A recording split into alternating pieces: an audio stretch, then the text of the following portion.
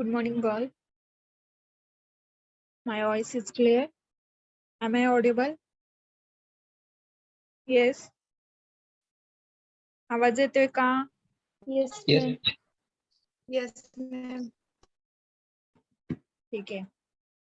बघा, in last lecture we have to see food chain and all this concept of the ecosystem. Okay. In today's lecture, we see diversity, interlinkage between organism. काय आहे diversity म्हणजे जे काही organisms आहेत तर त्यांचं inter connection कसं आहे किंवा इंटर लिकेज कसं आहे ते बघणार आहोत आपण. Same like as food chain सारखंच आहे हे. तर बघा याच्यामध्ये काय काय दिले, the different plant and animal pieces are link to one another through food chain. काय आहे, different plants and animal pieces are link to one to another through food chain. Food chain काय आहे तर अन्न साखळी, ज्या स्वतःच्या अन्नासाठी ते वन टू अनदर डिपेंड आहेत किंवा कनेक्टेड आहेत वन टू अनदर. ठीक आहे. Each food chain has 3 or 4 links. एका फूड चेन मध्ये 3 किंवा 4 लिंक्स असतात. कशा असतात? हवेअर इच plant or animal can be linked to several other plant or animal through many different linkage. काय आहे, प्लांट असतील किंवा अॅनिमल असतील तर ते डिपेंड असतात वन टू अनदर किंवा असं नाही की फक्त फूड चेन, जसं आता तुम्हाला डायग्राम मध्ये दिसते एक फूड चेन, तर सेम फूड चेन दुसरी असू शकते. आता इथं काय दिलंय, ग्रास दिलंय, ग्रास कोपर दिलंय, माऊस आणि ऑल, हे जे तुम्हाला दिलेलं आहे तर ह्याच्या रिलेटेड अजून ग्रास असेल, ग्रासला अजून कोण खातं, गायी असेल, म्हैस असेल, तर अशा रिलेटेड पण आपण अन्न साखळी तयार करू शकतो. म्हणजे फक्त जी एकच अन्न साखळी म्हणतात तसं आपल्याला इथं म्हणता येणार नाही. बिकॉज जे काही प्लांट असतील, अॅनिमल असतील, तर अशा व्हेरियस टाईपच्या फूड चेन तयार होऊ शकतात. त्यालाच काय बोलतात तर इंटरलिंकेज बिटवीन ऑर्गॅनिझम. ठीक आहे. देन बघा, दिस interlink chain can be depicted as a complex food web. हे जे इंटरलिंकेड चेन आहे ते depicted as a complex of the food web. आता नेक्स्ट पार्ट आपला फूड वेब आहे, तर त्याच्यामध्ये पण थोडाफार डिफरन्स तसा बघायला मिळतो की फूड वेब काय आहे किंवा फूड चेन काय आहे. तर आपण तो नेक्स्ट पार्ट बघणार आहोत. This is the called as food web of life that shows that there are thousands of interrelationship in the nature. जे काही आपलं एन्व्हायरमेंट आहे तर त्याच्यामध्ये आपल्याला असं फक्त एकच फूड चेन बघायला मिळेल का तर नाही, अशा मल्टिपल फूड चेन किंवा लिकेजेस बघायला मिळतील. ज्या काही इंटर कनेक्शन आहे ऑर्गॅनिझम मध्ये ते आपल्याला नंबर ऑफ बघायला मिळेल इन आपल्या एन्व्हायरमेंट मध्ये. ठीक आहे. तर डायग्राम मध्ये तुम्हाला फूड चेनच्या रिलेटेड एक्झाम्पल दिलेले आहेत. जसं की फूड चेन आपण बघितलं की प्रोड्युसर असेल, प्रायमरी कन्झ्युमर, सेकंडरी आणि tertiary consumer, then nutrient and bacteria. जे काही आपलं लास्ट पार्ट आहे ते काय आहे, बॅक्टेरिया आणि न्यूट्रंट. ठीक आहे. आणि हे तुमची दिलेले आहे त्याच्या रिलेटेड फूड चेन.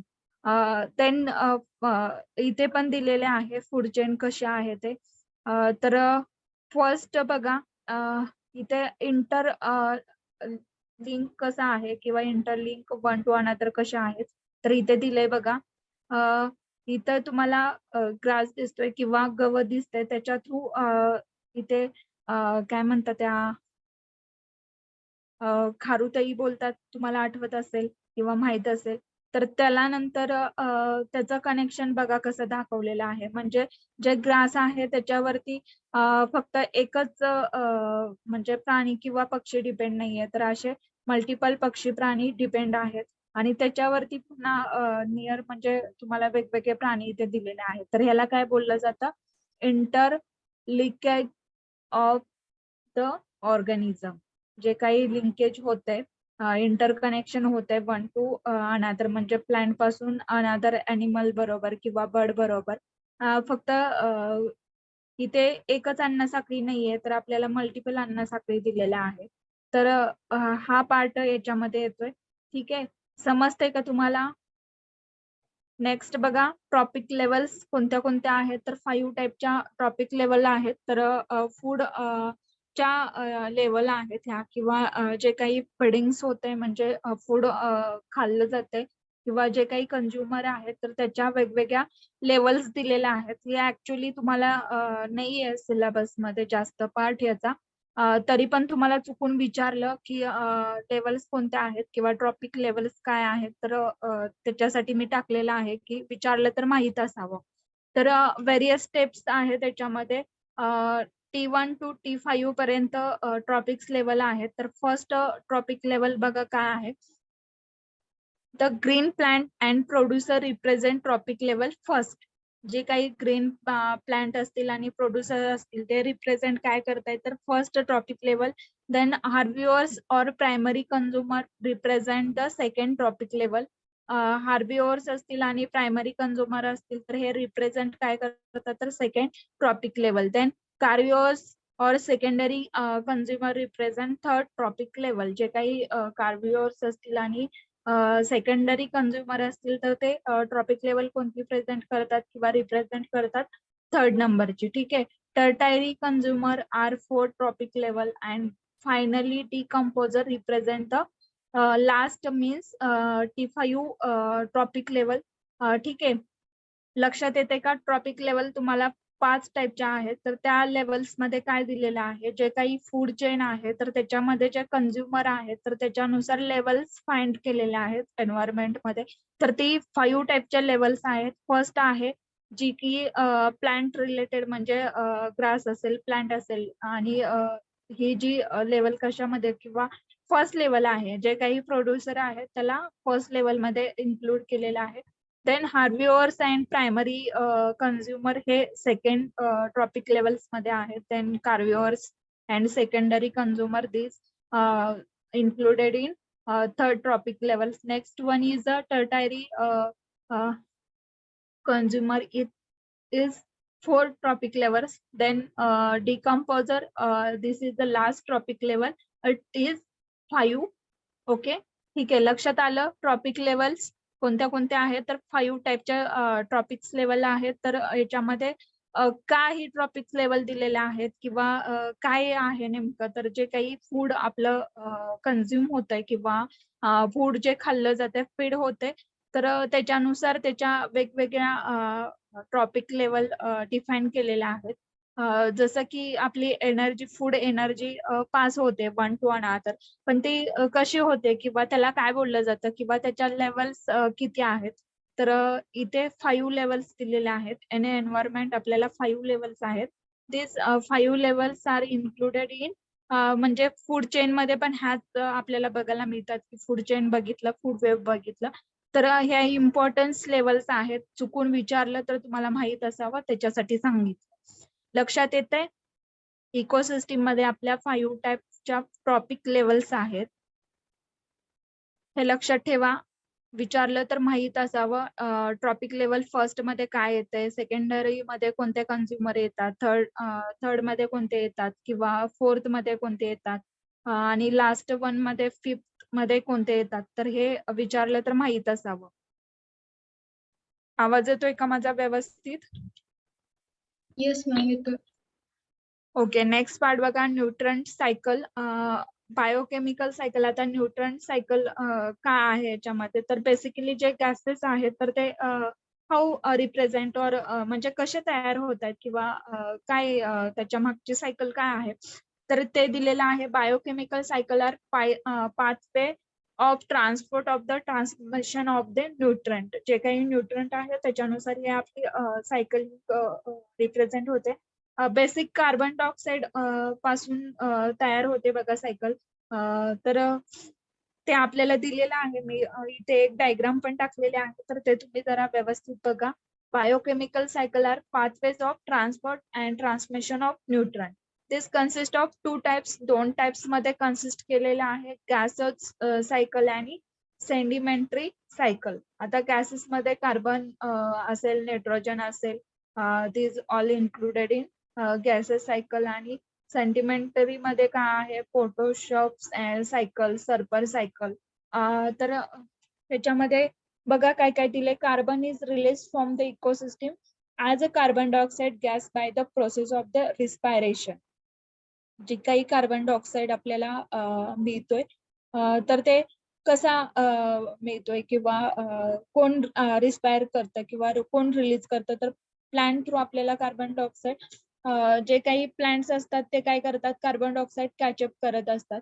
मग हा कार्बन डायऑक्साईड आपण काय करत असतो, आपण ऑक्सिजन घेत असतो, ठीक आहे, आणि कार्बन डायऑक्साईड बाहेर सोडत असतो. तर अशा टाइप मध्ये ही जी सायकल होते ती कशी होते, एअर असेल, कार्बन डायऑक्साईड असेल, त्यान प्लांट, कार्बोहायड्रेट्स असतील आणि अॅनिमल्स, कार्बन डायऑक्साईड असेल, तर म्हणजे हे जे रिस्पायरेशन होते किंवा हे जे सायकलिंग होते, basic carbon cycle of the living system, जे काही लिव्हिंग सिस्टीम आहे त्याची बेसिक कार्बन सायकल दिलेले आहे इथे. तर प्लांट आणि अॅनिमल हे बेसिक इन्क्लूड आहे त्याच्यामध्ये, आणि त्याच्या थ्रूच आपल्याला काय होते, कार्बन डायऑक्साईडची सायकल आपल्याला ऍटमॉस्फिअर मध्ये कशी होते ते दिलेलं आहे. बघा, this CO2 gas is used by plant to prepare carbon dioxide which is used animal as a food. ठीक आहे, animal and plants again release CO2 through respiration. Animal आणि प्लांट हे रिस्पायरेशन थ्रू आपल्याला CO2 देतात किंवा म्हणजे ते release करतात. देन ह्याच्यामध्ये जे काही आपण ऑक्सिजन घेतोय तो काय करतोय, आपल्याला जी प्लांट थ्रू जी फ्रेश हवा मिळते त्याच्या थ्रू आपण काय करतोय, ऑक्सिजन आपण घेत असतो किंवा आपल्या इकोसिस्टीम मध्ये किंवा आपल्या एन्व्हायरमेंट मध्ये आपल्याला ऑक्सिजन प्लांट थ्रूच आपल्याला मिळत असते. म्हणजे जे काही फ्रेश हवा असते ते प्लांट थ्रूच आपल्याला मिळत असते. ऑक्सिजन कधी प्रोव्हाइड केला जातो, तर एकतर पहाटेची जी हवा असते ती खूप शुद्ध ऑक्सिजन असतो आणि तो जास्त इम्पॉर्टंट असतो, आणि ती कोण स्प्रेड करत असतं, तर प्लांट. म्हणजे ह्या तर नॉर्मली गोष्टी आहेत, तुम्हाला माहित आहेत त्या. तर नेक्स्ट पार्ट आहे इव्हॉल्युशन. आता इव्हॉल्युशन मध्ये तुम्हाला काय खूप म्हणजे पाठीमागच्या डायग्राम्स टाकलेल्या आहेत की इव्हॉल्युशन कसं झालं किंवा ह्युमन बिईंग कसा स्टार्ट झाला, ते पण टाकलेलं आहे. ऍज वेल एज प्लांटचं पण इव्हॉल्युशन टाकलेलं आहे. म्हणजे 2 डायग्राम मी इथे टाकलेल्या आहेत. तर ecological succession is process through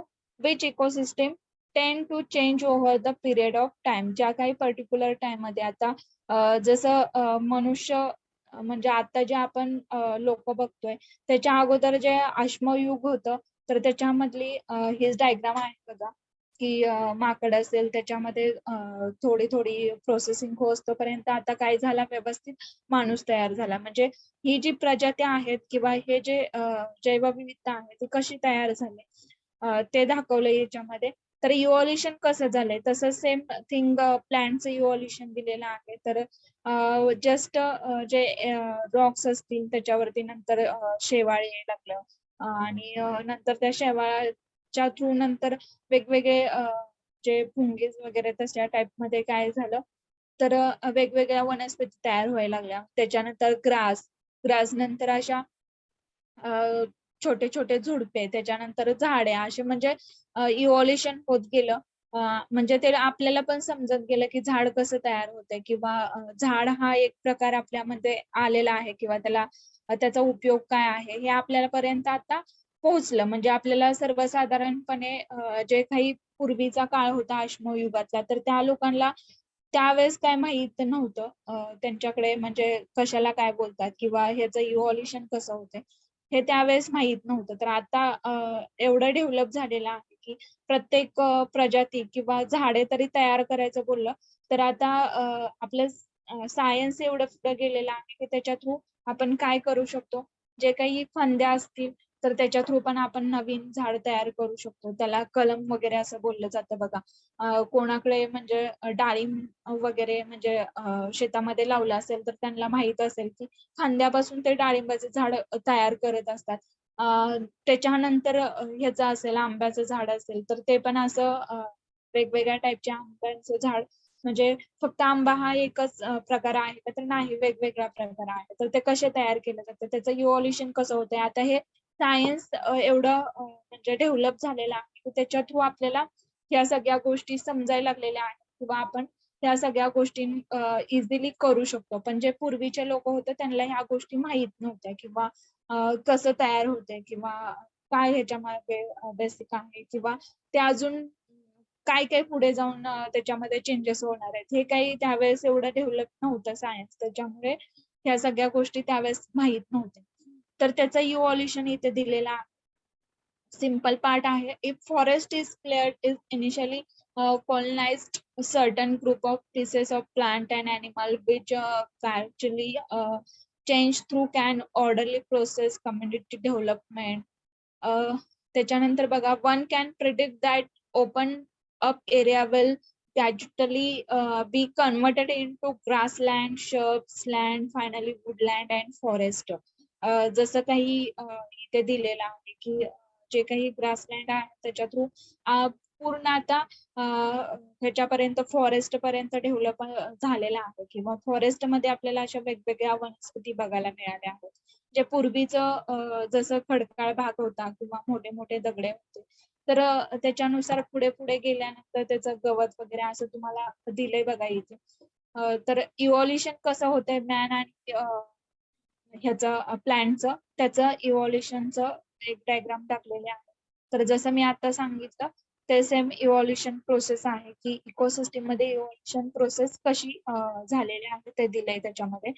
food web, then food web मध्ये काय दिलंय सेम ॲज चेन सारखंच आहे याच्यामध्ये की फूड वेब वेगवेगळ्या टाईपच्या आहेत, प्लांटच्या रिलेटेड, ॲनिमल आणि म्हणजे प्लांट ॲनिमल असतील तर ह्याचे रिलेशनशिप बिटवीन दिलेले आहे त्याच्यामध्ये. तर बघा, अ food web is complicated system of relationship between plant and animal and energy. Food web का आहे तर relationship between plant and animal and energy. Understanding their connection is very important in helping to understand any ecosystem. In an ecosystem, one organism does not depend only on the another. ठीक आहे, म्हणजे जे काही organism आहे तर असं नाही की फक्त एकच ऑर्गॅनिझम डिपेंड असू शकतं किंवा एखादं प्लांटच्या रिलेटेड असेल, ॲनिमलच्या रिलेटेड असेल, तर हे मल्टिपल सोर्स वरती किंवा सोर्सेस वरती किंवा आपल्या फूड वरती डिपेंड असतात. देन बघा, example, the resources are shared specially at the beginning of the chain. Food webs are actually made up of smaller food chain which are interconnected. Food web काय आहे तर smaller interconnection आहे. तर कोणतं कोणतं असू शकतं, फॉर एक्झाम्पल इथे दिलेलं आहे. त्याच्यानंतर बघा, अ food chain explain that an organism might eat and what might eat it is specific scenario. ठीक आहे, फूड चेन मध्ये काय एक्सप्लेन केलेलं आहे की जे काही ऑर्गॅनिझम असतील तर ते काय खातात किंवा त्याचं जे वेरियस स्पीसीस आहेत तर त्याच्या कसं इंटरकनेक्शन दिलेलं आहे किंवा फूड चेन दिलेले आहे. तर देन बघा, सिनेरिओ काय दिलाय, there are usually 100 of different possible food chain for the organism. जे काही ऑर्गॅनिझम्स आहेत तर त्याच्यासाठी फक्त 10-20 नाहीये तर खूप साऱ्या काय आहेत फूड चेन आहेत ऑर्गॅनिझमच्या. फॉर एक्झाम्पल इथे एक फूड वेबचं टाकलेलं आहे. फूड चेन कुड इन्क्लूड इन दिस सन असेल, सन एनर्जी प्रोव्हाइड करतं, प्लांट काय आहे, प्लांटला एनर्जी प्रोव्हाइड करतं सन. देन प्लांट आपला काय आहे, producer. Then mouse, snake and owls. हे काय आहे तर इंटर कनेक्शन आहे फूड साठी ह्यांचं.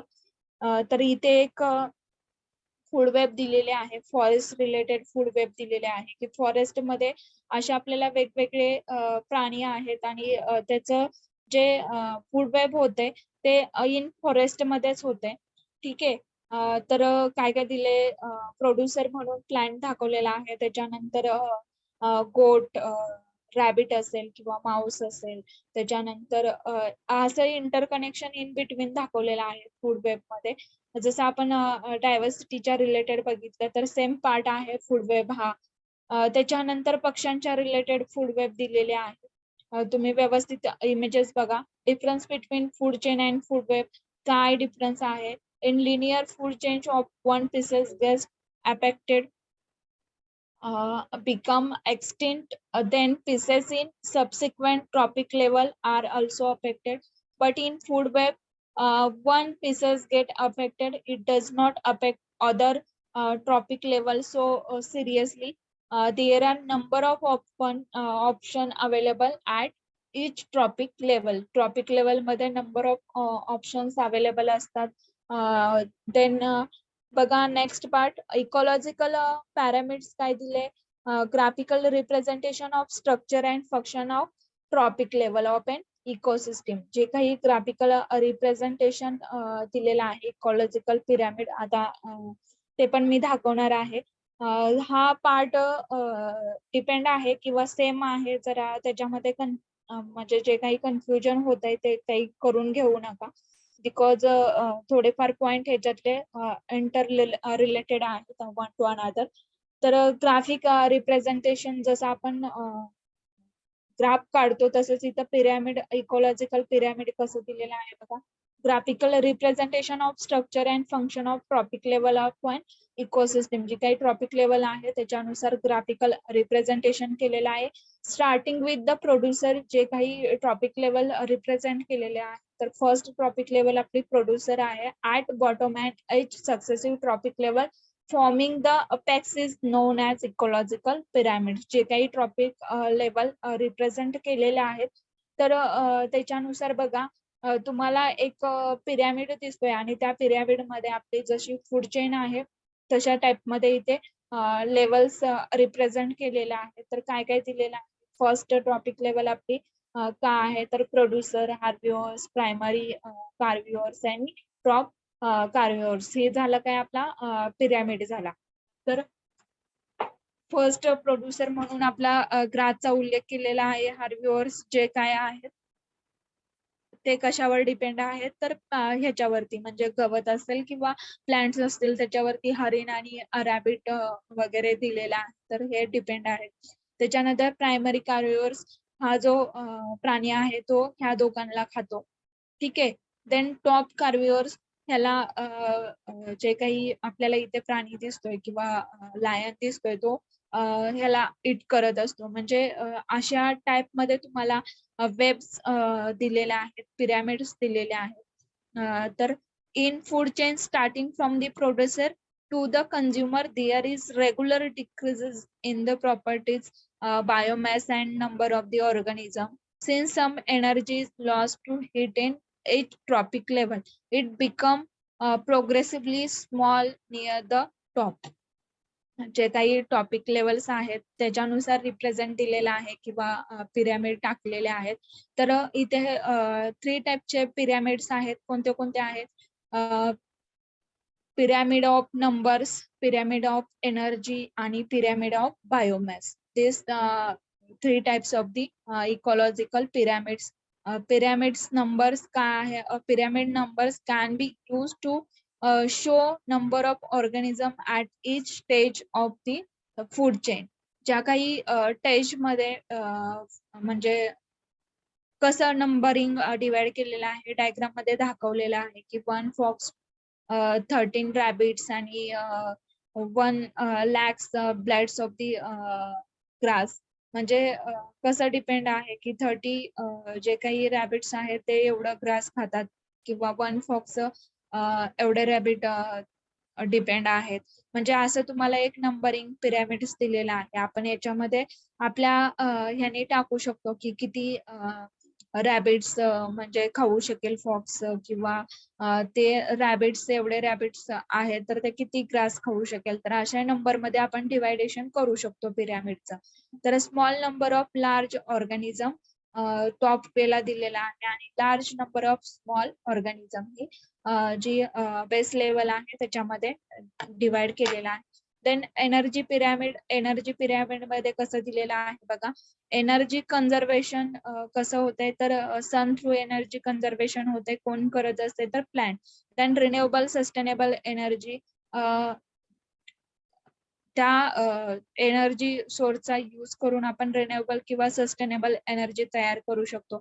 जसं की आपण सोलर एनर्जी, हायड्रो किंवा वाइंड एनर्जी असेल, जिओथर्मल एनर्जी असेल किंवा बायोमास एनर्जी असेल, तर आपण हे नॉन रिन्युएबल एनर्जी तयार करू शकतो किंवा त्या सणवरती डिपेंड आहे किंवा त्याच्या थ्रू आपण हे होऊ शकते.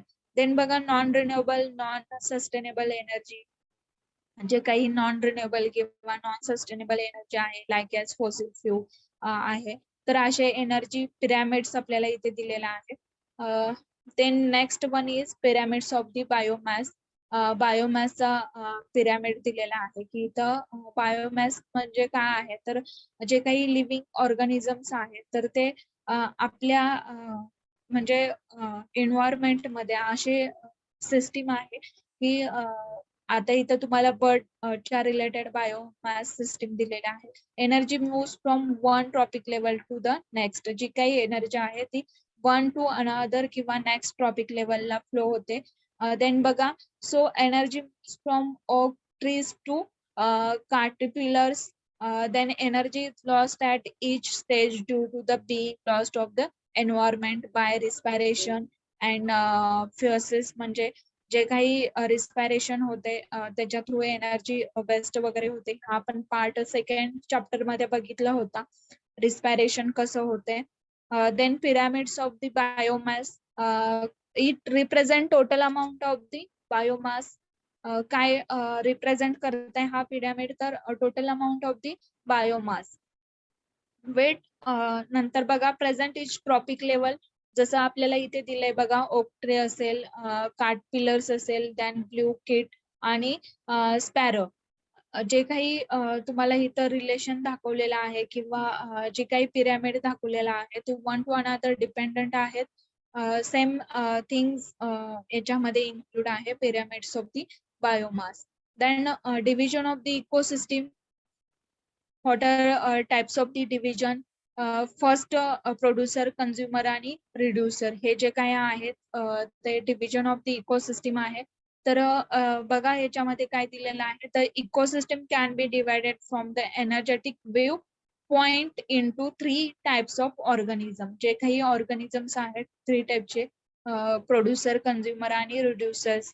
दिस can be explained and as under. जे काही दिलेले आहेत वेगवेगळ्या डिव्हिजन्स ऑफ द इकोसिस्टम त्या इन्क्लूड आहेत इथे बघा. प्रोड्युसर तर photosynthetic algae, plant and bacteria are the producer that ecosystem. All the organism depend upon them directly, indirectly for the food.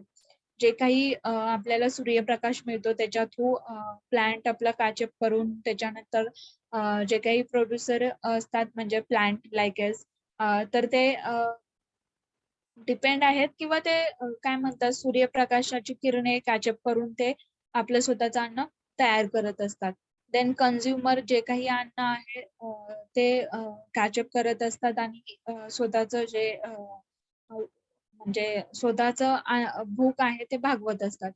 Consumer मध्ये व्हेरियस टाइप्स दिलेले आहेत. हार्बिव्हर्स असेल, कार्बिव्हर्स किंवा omnivores animals. They eat the organic matter produced by other organism. जे काही organisms आहेत जे दुसऱ्यांनी तयार केलेलं असतं ते अन्नावरती डिपेंड असतात.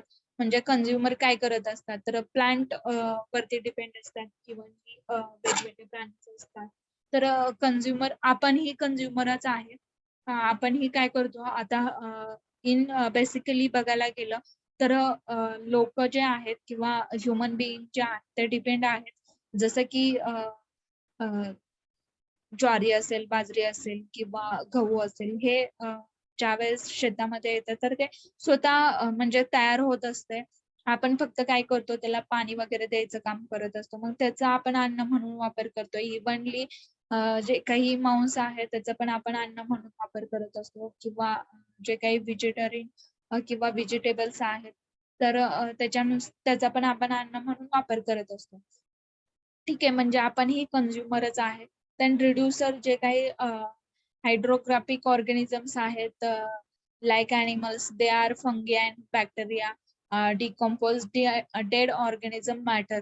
रिड्युसर कोण आहेत, तर जे काही अवशेष आहेत ॲनिमलचे किंवा फुंगी असेल किंवा बॅक्टेरियाज असतील, तर हे काय आहेत, तर जसं की डिकम्पोजर म्हणलं तरी चालेल की रिड्युसर मीन्स काय, डिकम्पोजर.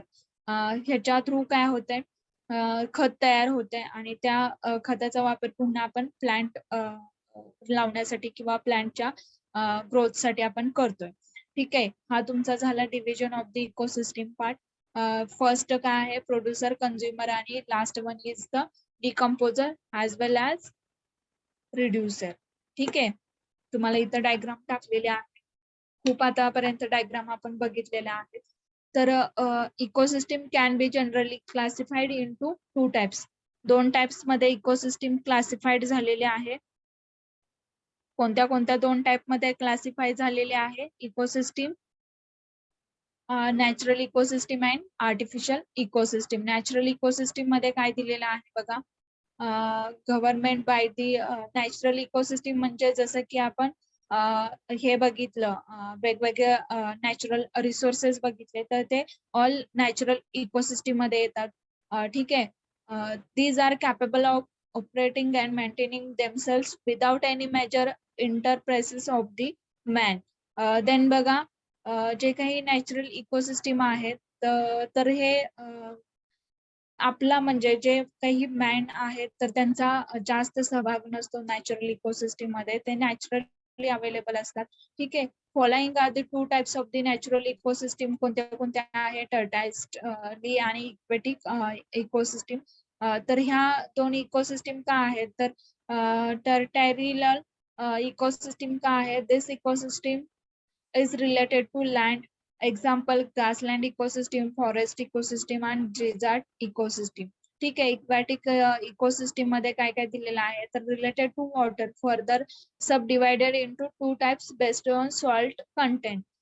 हे जे इक्वॅटिक इकोसिस्टम आहे ते रिलेटेड वॉटर आहे. टर्टायस्ट्रल इकोसिस्टम ही कशाच्या? लँडच्या रिलेटेड इकोसिस्टम आहे.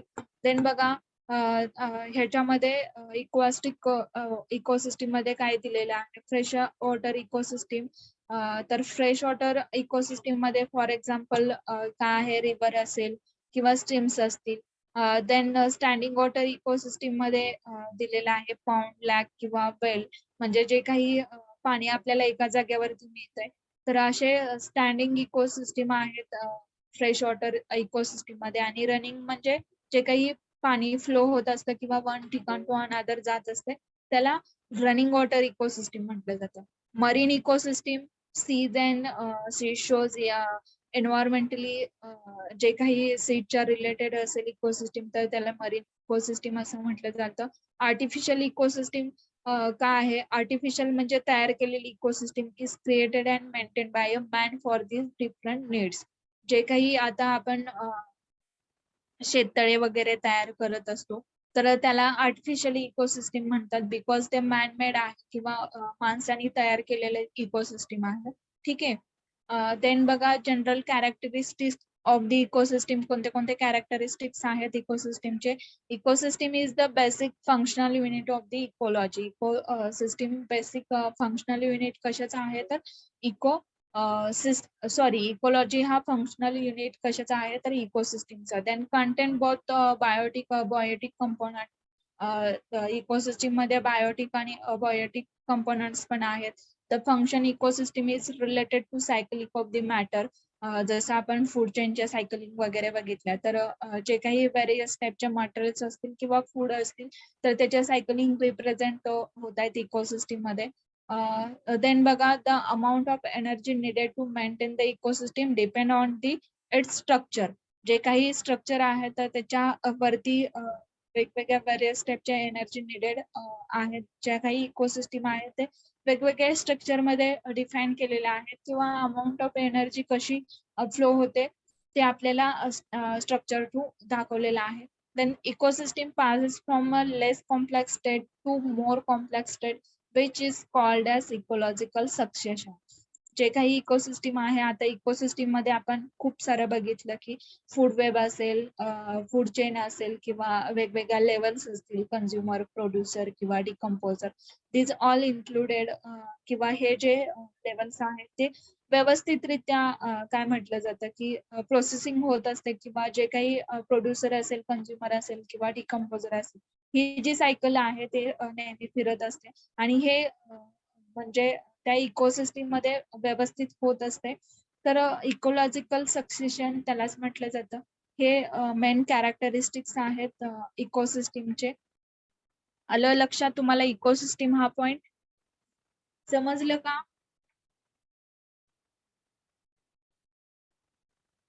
Yes, ma'am. Yes, ma'am. Boys